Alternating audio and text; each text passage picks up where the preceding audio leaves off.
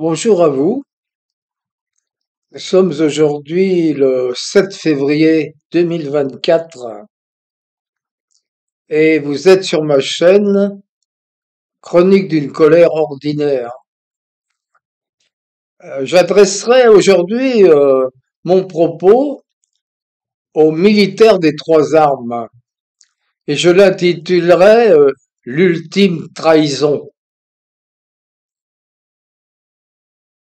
En effet, je veux m'adresser aux officiers, sous-officiers et futurs sous-officiers qui avaient choisi de servir la France, parfois au péril de votre vie. Vous êtes soumis sans cesse à des ordres, des contre-ordres, à des conditions matérielles de plus en plus dégradées, à un manque de considération dégradant.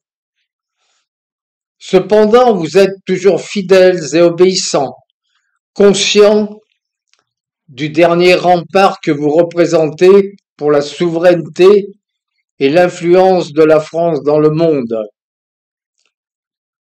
Tout cela va pourtant être balayé par la volonté de dirigeants irresponsables, tenus en laisse par une puissance conquérante et sans foi ni loi, qui veut dominer le monde et n'a eu de cesse d'affaiblir l'Europe depuis 1942 pour parvenir enfin à la servir avec l'aide des États esclaves. Je parle des États-Unis avec l'aide de l'Union européenne. Nous assistons en effet à ce que je vous avais annoncé dans une de mes dernières vidéos, la perte du dernier maillon de la souveraineté de la France, le transfert de notre dissuasion nucléaire à l'Europe, donc aux États-Unis, par l'intermédiaire de l'Allemagne. L'ultime trahison.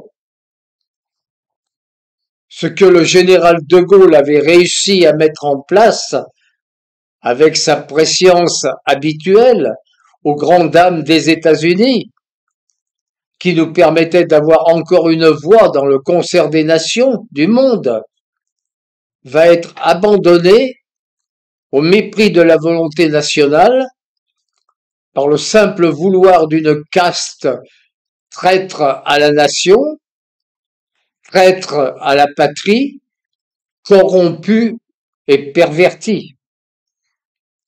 Ceux qui ont, comme moi, servi dans les forces aériennes stratégiques sous les ordres du général, qui ont accompli des missions en Mirage 4 pendant des heures, plusieurs ravitaillements en vol, qui ont subi des semaines de tension en zone d'alerte, savent ce que cela représente. La France d'alors comptait dans le monde, et le général n'avait pas peur de regarder les États-Unis dans les yeux, ainsi que le rapporte Pierre Fitt dans C'était de Gaulle. Nous arrivons donc aujourd'hui à un tournant de notre histoire. C'est en quelque sorte la répétition de la période de la résistance, où De Gaulle, avec quelques irréductibles, l'esprit de résistance chevillé au corps, l'amour de la France les animant, ainsi que la fierté et le désir de revanche, ont refusé de capituler. Ce n'était au début qu'une poignée d'hommes et de femmes, la plupart modestes, ouvriers, employés, pêcheurs, artisans, peu d'intellectuels et élites, qui avaient déjà choisi le camp de la capitulation et de la collaboration avec l'ennemi. Nous assistons au même phénomène. La caste dirigeante a choisi la collaboration et n'aura de cesse de détruire tous les acquis de notre indépendance afin d'être dans les bonnes grâces de son maître, les États-Unis. Par idéologie, par corruption, par intérêt de caste, ils sont prêts à détruire leur pays et à croire aux promesses trompeuses d'un maître qui n'a en fait que mépris pour eux et qui ne reconnaît que la force et ses intérêts.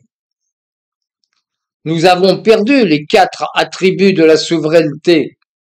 Battre monnaie, c'est la BCE qui a maintenant ce pouvoir.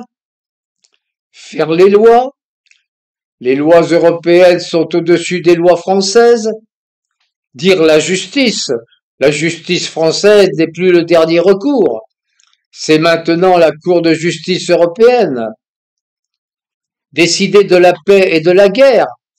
Nous sommes maintenant assujettis au commandement intégré de l'OTAN, c'est-à-dire à Washington.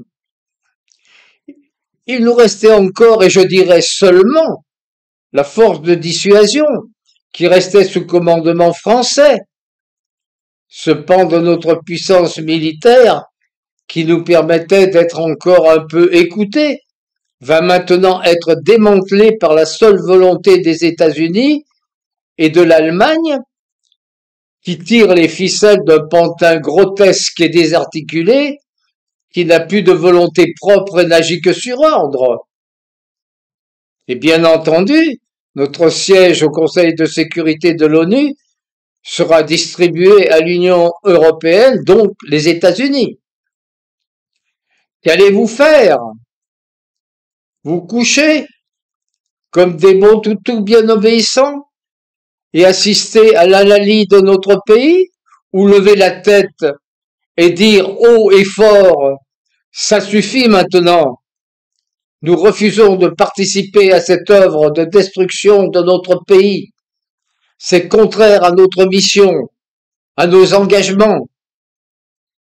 Nous demandons un vote populaire, un référendum pour ou contre la sortie de l'Union européenne, de l'euro et de l'OTAN, et refusons que notre force de dissuasion soit dépendante d'autres puissances que la France. C'est, et c'est seulement ainsi, que vous pourrez garder votre fierté et votre honneur. Merci de m'avoir écouté et à bientôt. J'espère.